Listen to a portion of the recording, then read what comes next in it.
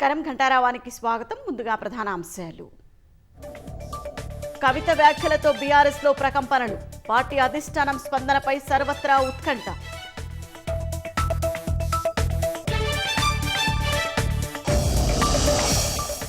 కవిత వ్యాఖ్యలను అస్త్రంగా మలుచుకున్న కాంగ్రెస్.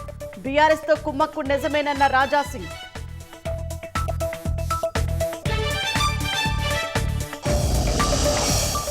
5 పీసీసీ కమిటీలను ప్రకటించిన ఏఐసీసీ. 70 మందికి స్థానం. పాత కొత్త తరాల మేళవింపుతో కూర్పు.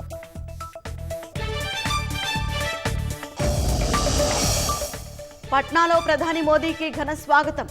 4 కిలోమీటర్ల భారీ రోడ్ షో. దారి పొడవునా బ్రహ్మరథం పట్టిన ప్రజలు.